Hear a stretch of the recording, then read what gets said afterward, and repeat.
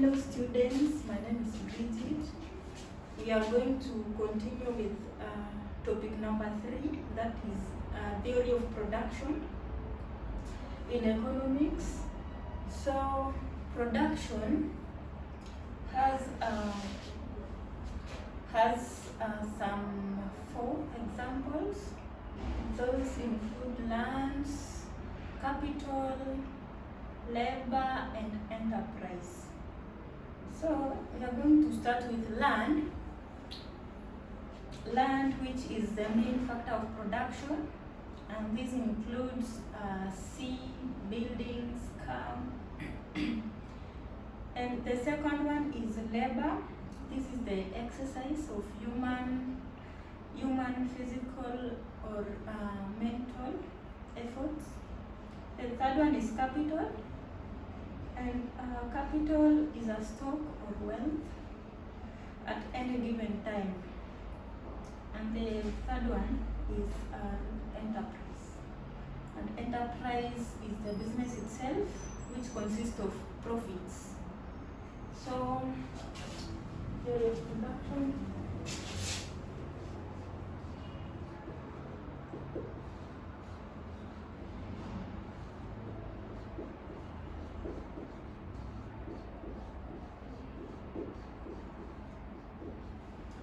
Number 1 is land,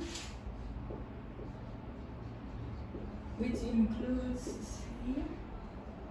Number 2 is capital. Capital includes wealth and stock. The third one is labor, which is human efforts, human physical or mental efforts. The fourth one is enterprise, which is the profit.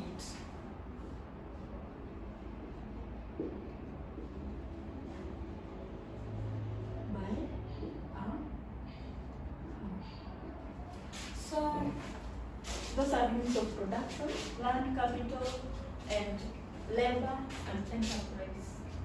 Those are 4. So we are going to start with labor, which in labor is number of workers in the farm. And the number of workers available in the economy is determined by the following factors. Factor number 1, which determines labor, there is population, number 1. Number 2 is age structure. Number 3 is working population. Number 4 is education system. And number 5 is remuneration. Those are the factors affecting labor. Those are the factors affecting human physical or mental efforts. Then there is efficiency of labor, and efficiency of labor is the ability to achieve greater outputs in a short time without falling off quantity or quality of work. Efficiency of labor is ability to achieve greater outputs without falling off quality or quantity. And there are factors affecting this efficiency of labor. Efficiency of production of greater output. Climate, there is a climate, number 1. Number 2 is education. Number 3 is working condition. Number 4 is health of workers. Number 5 is peace of mind of workers. Number 6 is motivating factors. These are like promotion, remuneration, and salary and wages increment. The fifth one is the seventh one is the extent of specialization and division of labor. The extent of which workers know how to deal with specific tasks in the farm. We have a topic called the factor of mobility. Mobility, from the word mobility, is the movement of goods or services from one place to another. And there are mobility of factors of production. There's mobility of land, mobility of capital, mobility of labor, and mobility of enterprise. So we are going to start with mobility of land. This is whereby a land generally is immovable. You can't move land from one place to another. And capital includes, includes wealth and stock. This also includes machineries, and in industries we have heavy machineries. And these heavy machineries are unable to be moved. They are not easily, some can be moved and others can't be moved. Most of them cannot be moved from one place to another. The third one is labor. This is human, physical, or mental efforts. This one can be moved from one place to another. Human beings are movable. And the third one is enterprise profits. So this enterprise is determined whether if land can be moved, or capital or labor can be moved, also the profits can move from this place to another. This enterprise determines if these ones are movable or immovable. This one also changes. There are also barriers to mobility, barriers to movements of this production. Barriers to movements of maybe land, capital, labor, or enterprise. The first one is cost of movements. Movements can be so costly, it can be very expensive.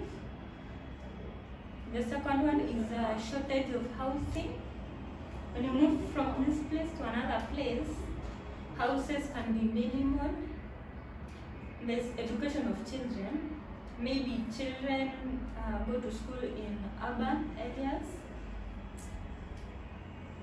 So it's not easy for you to move children from urban to rural or rural to urban.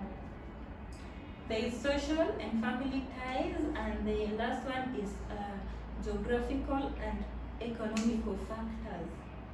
This includes maybe the place is very hot or very cold, maybe the community is very hostile, and others. So, under theory of production, we are done with theory of production. This is the first one. The second one is theory of a farm. This is the second topic, and theory of production. The definition of a farm, we can say, is a branch of economics which studies how farms combine various inputs to produce a speculative output.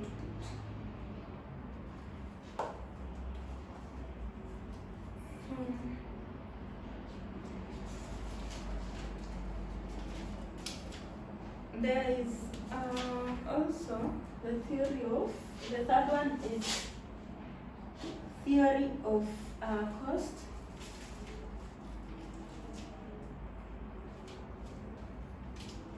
Theory of sorry, before we go to theory of cost, we have, in theory of firm, we have, there is an illustration, a graphical illustration of the theory of firm, which looks like this. So in this axis, we have labor. On this axis, we have units of capital. Unit of capital. So a graph looks like this.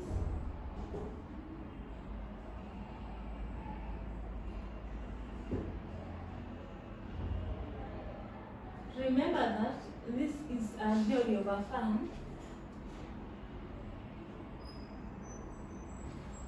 This explains that when the unit of capital is higher,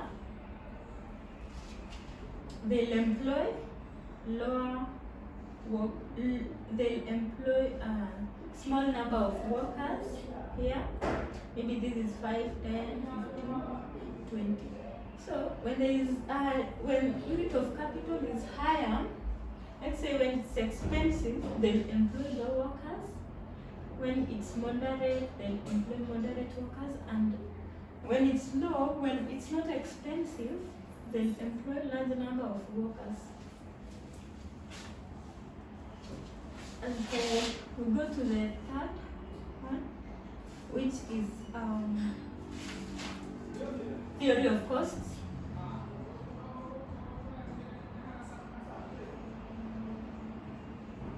Theory of cost. This is topic number 3. And theory of cost is slightly the same as theory of production or output. This also, the theory of cost concerns with the short run and long run in the economy. So it has a short term. It has a short term and short term run, and the second one is long term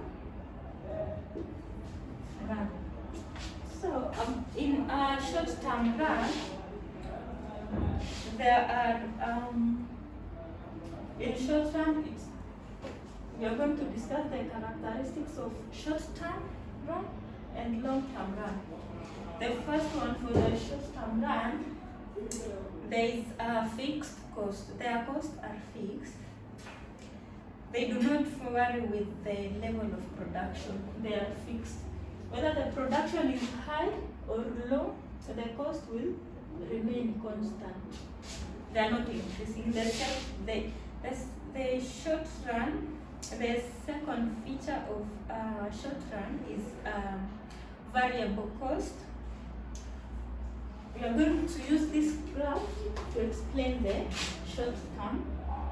So the first one, we say it has a fixed cost. This is whereby the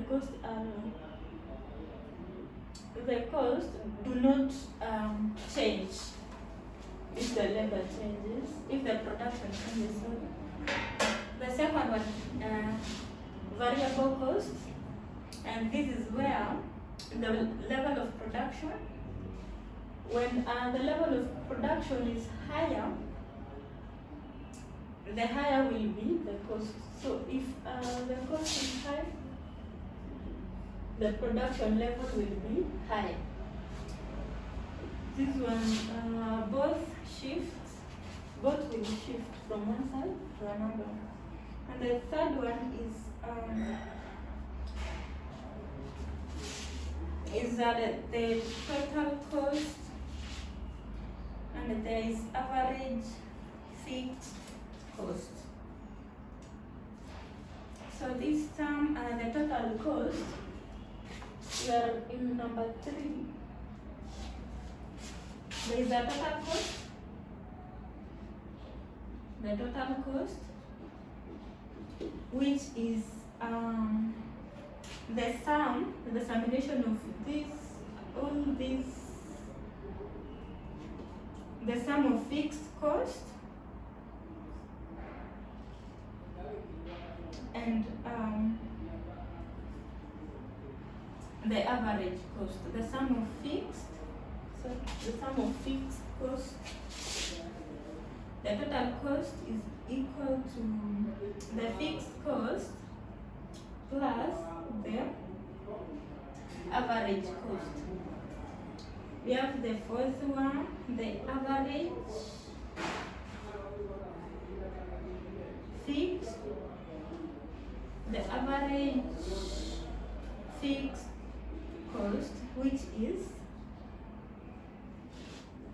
the fixed cost you divide by the total output. We are still defining the terms in a short run.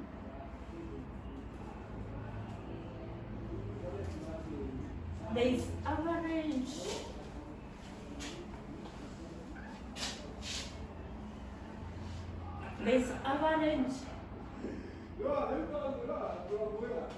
variable cost, which is equal to variable cost you divide by the total output. So it's the total of the variable cost. When you want to find the variable cost, so you come to this total cost, you divide by the total output of a farm. The total cost, all this cost, and the total output you divide. The third one is average total cost. Average total cost, which is total cost you divide by the total output.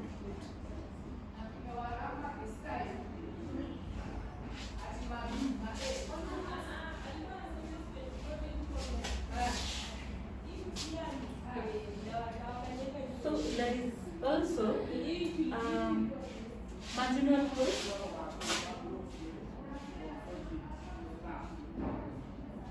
Marginal cost.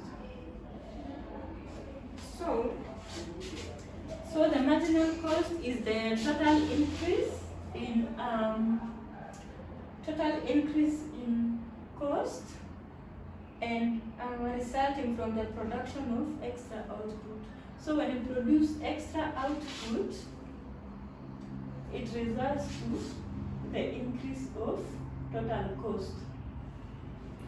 So marginal cost is increase in total cost resulting to extra output. That's the definition of marginal cost.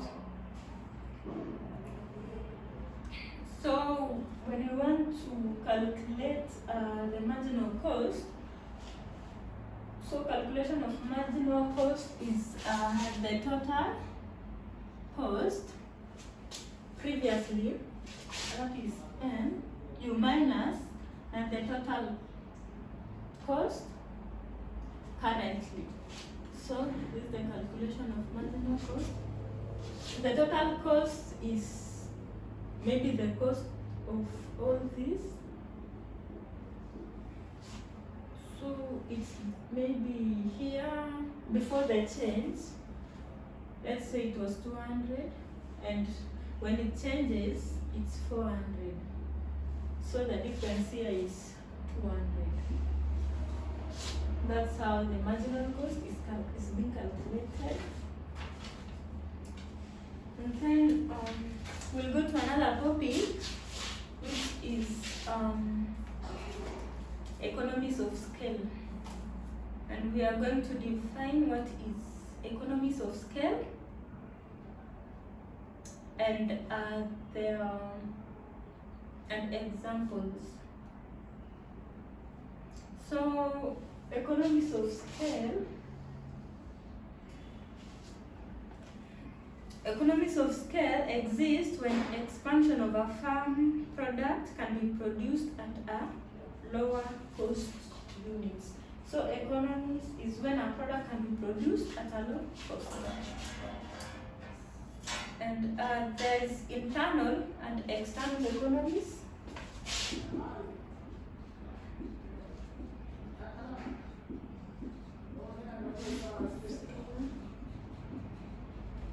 There is internal and external. Internal and external.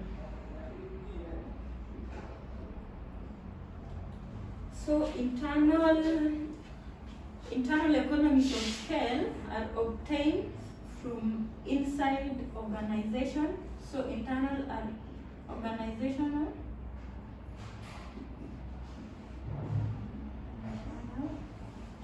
And external are obtained outside the firm. These are external are outside the firm.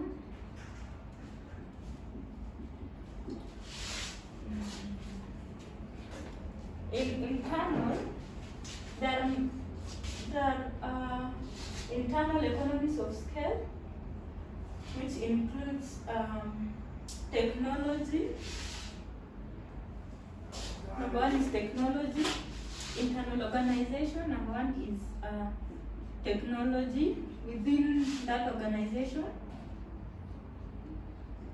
Number two is marketing strategies. This is how workers market their products or services. The third one is financial. The financial position of the company. The fourth one is its diversification.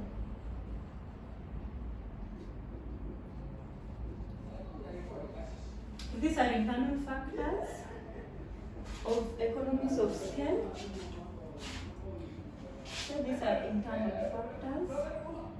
External are which occur outside the firm and includes the first one, information.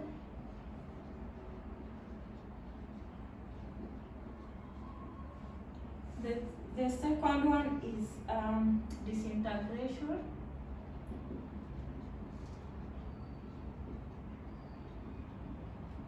And the third one is concentration.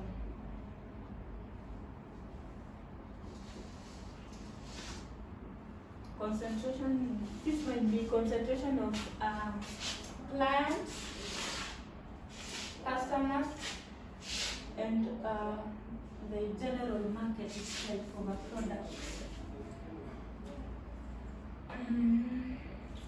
We are in economies of scale.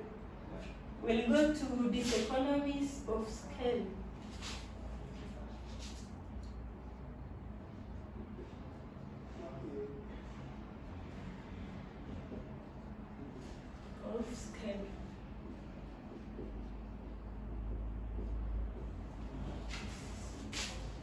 So this economies of scale occurs when the size of a business becomes so large that rather than decreasing, the unit of cost of production actually becomes greater.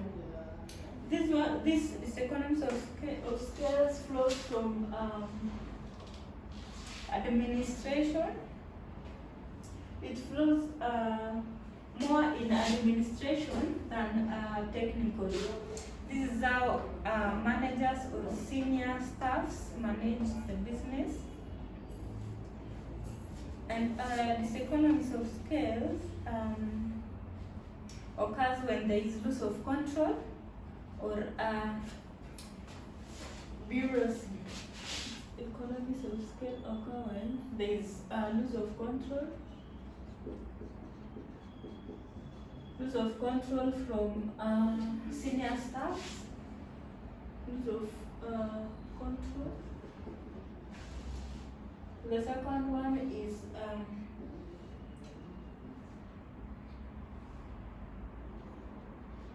bureaucracy. This is whereby there is no decisions are made slowly. and it affects the farm. This is where decisions are made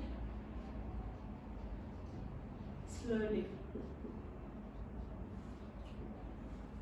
So this diseconomies of scale, this is negative impacts to the farm.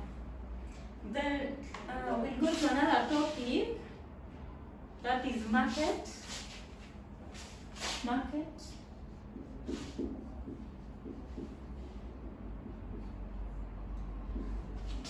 So we are going to define what is a market. And a market generally is a place where buyers and sellers meet to make an exchange of goods or services and of different types, services of different types, goods and other things which can be exchanged. So in market, it has some terminologies. In market, there is an average revenue.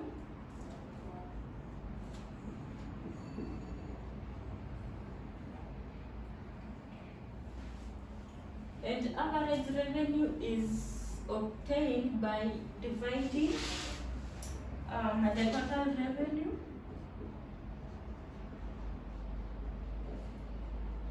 you divide the total revenue by total quantity.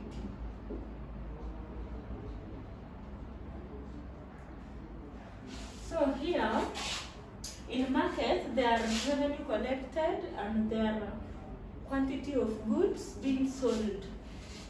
So when revenue collected maybe was 300 million, and the quantity sold, let's say the quantity of goods sold was 1 ton, that is 1,000 kgs. So we divide this, so we get 300,000. So 300,000 is the average revenue of the market. The second term is marginal revenue.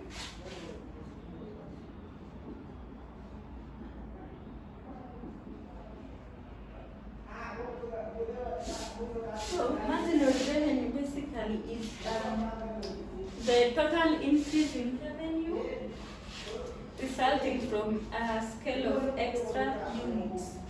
So as we discuss here, marginal revenue is the increase of output. It's the same, it's the increase of total revenue resulting from sale of extra units. So this was the marginal cost that resulted from production of extra output. So this is sale of extra products. So we'll get this by, it's the same. So the formula is the same. So we are going to say the total revenue plus unknown, this is the unknown number minus the total revenue minus 1. So the formulas are the same.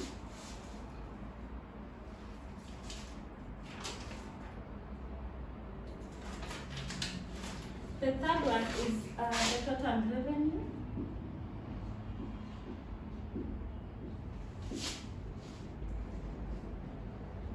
So the total revenue in the market is calculated by the price of a product. The price of a product, you times the quantity sold.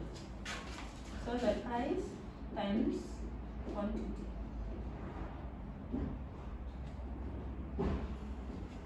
So the price per item, let's say is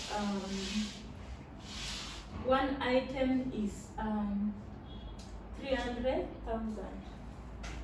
300,000. One item is 300,000 shillings times the quantity. The quantity we say it's 1 ton, that is 1,000 kgs. So this will come to 300 million. So this 300 million is the total revenue. So this is the total revenue, 300 million.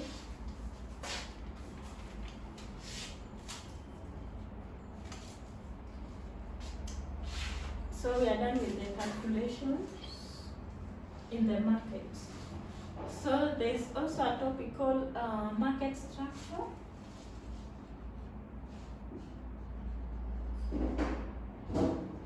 Market structure. So market structure is the nature and the degree of competition within a particular place. This is the degree of competition.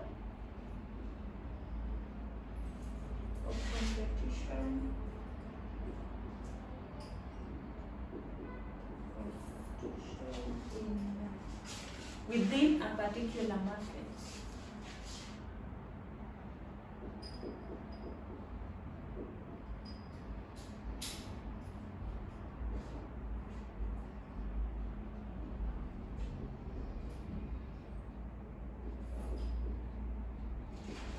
So that is the definition of market structure, the nature and degree of competition within a particular market.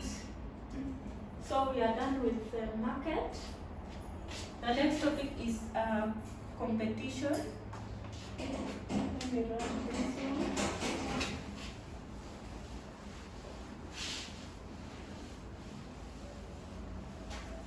The next topic is competition, and we are going to discuss what is perfect competition.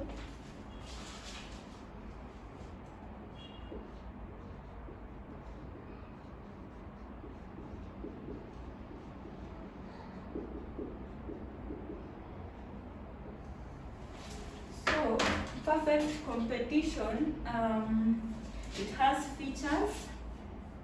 This is where competition is not high, is not low, and it has some features. And the first one, in perfect competition, there are many buyers and sellers. The second one, product sold and homogeneous. There is one product being sold there, and it has no specific seller to purchase the goods. The third one is each firm aims at maximizing its profits, so they tend to lower the prices due to many sellers and buyers. The fourth one, there is free mobility of resources. You can move from this place to another. The third one is there is perfect knowledge about the market. So there everyone understands that this seller sells at this price, this quantity. The fifth one, there is no government regulation. Government does not interfere with this. Government does not interfere with this. So those are the features of perfect competition. So we are going to another topic, that is a short-term equilibrium of a firm.